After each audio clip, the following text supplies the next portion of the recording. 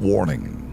Our YouTube channel and its videos may contain scenes, language, and content that may not be appropriate for all audiences. These videos include surveillance footage, undercover pursuit of suspects, actual police and rescue operations, and fearless confrontations. If you do not approve of the content, please do not watch our videos. If you wish to continue, we strongly advise that you proceed with caution. Viewers' discretion is advised.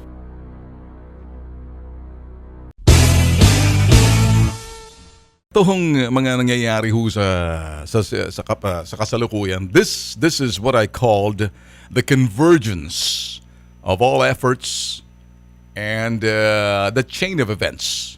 The convergence of all effort. Ito ho'y sama-sama ho na ito'y kanilang mga pagsisikap. Gamit ho ang sinasabing template, pamamaraan kung paano ho sila itong the bigger scheme na talagang magkaroon ng destabilisasyon. Ang destabilisasyon ang sinasabi ho natin hindi ho gamit ang militar, hindi ho gamit ang pulis, hindi ho gamit yung sabihin na ho natin yung puwersa ho ng hukbong sandatahan at mayroong mga putok sa buho dyan tulad ni Trillanes at magdalo ng araw nag-alsa ay laban kay Gloria Macapagal Arroyo. Dito sa panahon ho ni Digong nakita niyo naman ho, ito ho mga sundalo, mga pulis, mahal ho yung Pangulo . Kaya alam ho nila, alang mangyayari. So, ang destabilisasyon ay paggamit ho ng mga kaganapan at mga hakbang na talagang yun hong to destabilize, hindi na ho sa loob ng ating bansa bagkus dadalhin na ho sa sinasabing international community at paggamit ho ng international media. So, nakikita niyo na ho ba? Ngayon, pag titingnan nyo ho, hindi ho aksidente .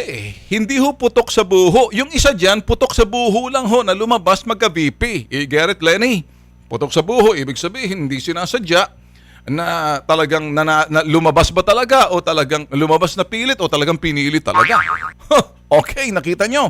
So ngayon, because of that mga boss, kaya ho tayo nagsasalita ng ganun . Analyze this. Ito ho mga kaganapan, pag-iingay, pagkakyaw-kyaw ho, simula ho ng kay sinasabing Las Cañas, or Mato-Bato to Las Cañas, to Magdalo, to Robredo. Si Robredo at yung sinasabing Magdalo, ay concerted effort ho yan, time na talagang, kumbaga, Pebrero pag ginawa yung speech ni Robredo, at alam nila kung kailan ilalabas nitong sa UN ay yung kanyang speech, tsaka naman nag-file ng sinasabing impeachment complaint etong mga Magdalo.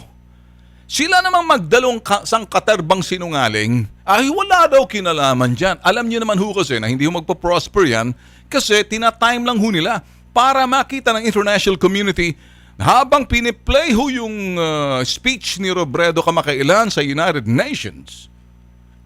Yun hong pagsabi ho ni Robredo na Sus Mariosep, tingnan nyo lang ho sa YouTube. Ang dami hong buisit sa ginawa ho nung si Lugaw.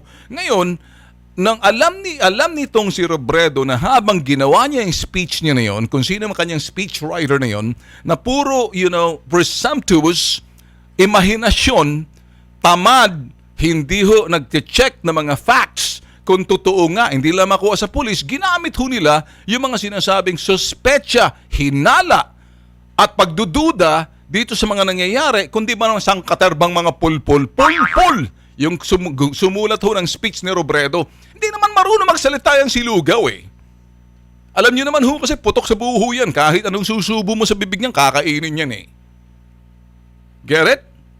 Kaya pag ikay putok sa buho, ganyan ang gagawin mo, nagkakalat ka. Ito yung putok sa buhong Vice President, kuno, na inaakalang nanalo, kumatok sa palasyo, pumila doon sa maraming tao, at talagang inaantay si President Digong at nag-ingay sa media na hirapan daw siya kumuha ng appointment. Gusto niya makita ang Pangulo kasi gusto niya ng pwesto.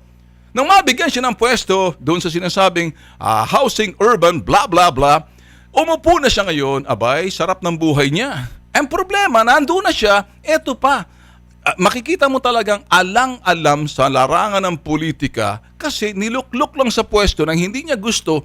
Siya yung sinasabing tuta nitong mga taong naglagay sa kanya, alam mo naman, alang-alam eh. Isang balo na pumunta riyan, diluklok na lang aksidente, putok sa buho, nanalo, ewan natin, nanalo nga ba, nandyan na ngayon, so nalagay na sa pwesto, abay, nag-iingay pa. Abay, sumasama pa sa marcha.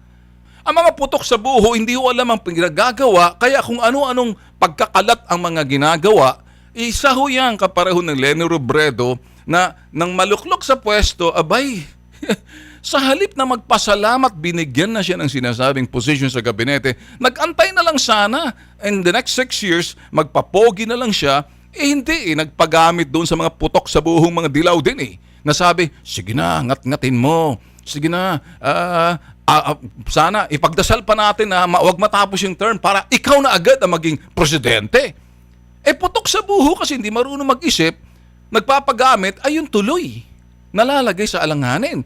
Ngayon, may impeachment ngayon sa kanya na posible ho siya ma-impeach kasi kung pag-aaralan ho yung kanyang speech doon sa United Nations, sa bandang dulo, yung panawagan niya, inuudyok niya yung tao. Anong ibig sabihin doon? Tapos yung kanyang panawagan ng pag-uudyok sa tao, base doon sa kanyang mga datos na mali-mali na hindi kumpirmado. Na pag tinanong mo ang PNP at tinanong mo yung mga sinasabing sa mga operations, sa kanya lang ho, kung saan niyang hinugot niya sa Tadyang ni Isabel, dekada 70, sa Ermita. So nakikita niyo ho ba, anong klaseng beef ito? Putok sa buho. Alam niyo ho ba? Alam mo ibig sabihin ng putok sa buho? Ayun ho. Ngayon, so, now this is the reason why we're analyzing everything para makita niyo ho, ang mga bagay ho na nakikita nyo ho, itong mga kaganapan na to, ito ho'y talagang plinano. Marami ho nagsasabing hindi pwede magkaroon ng destabilisasyon, hindi naman sasama ang militar dyan, hindi naman sasama ang mga pulis dyan, hindi ang bla bla bla. Wala namang people power dahil 16 million, alam nila, ala silang boses. Alam nila, sa Senado, sa Kongreso, hindi sila mananalo sa anumang gagawin nila. So ang ginawa nila mga boss, dalhin yung sinasabing issue sa loob ng kanilang pamamahay sa Pilipinas at dinala sa international community. Ginamit yung UN, ginamit yung the Netherlands, doon ho sa International Criminal Court, ginamit ho yung mga foreign media, doon ginawa nilang forum, doon din ang nakikita nyo sa talumpati ho ni Champura, si Charles Calas, si Leni Robredo. Yun ho Yun ang gusto nila, makaabot sa international community. Magamit yung sinasabing foreign media. Alam niyo naman ho, international human rights, galit naman ho kay Duterte, nakikialam. European Union, nakikialam na rin. So everybody. So ano hong portrayal dito? Ay niisip ho nila na talagang by all means, hindi nila kaya sa loob, sa labas ho sila. So they can't attack inside. So nilabas ho nila sa labas. Dinala ho sa labas. Alam niyo naman ho kasi may nagpopondo ho sa mga ginagawa ho nila. May balo rin ho Alam niyo, balo ho itong si Leni Robredo, may balo rin ho nakapangasawa ng negro, itim, doon sa, alam niyo pangalan, si Loida. Ito naman si Leni, parehong L. Loida, Leni, Tulo, Laway. Gusto ng, Mariosep. Ay nako, ito ho mga sinasabi ho natin, wag ho kayo mahihilo. Mamaya-maya, pagbalik ho natin, isa-isahin ho natin mga kaganapan. Kasi ito ho mga ginagawa ho itong mga, ako ho'y hindi na ho ako magsasalita base. Binabalik lang ho natin all the facts doon ho sa umpisa.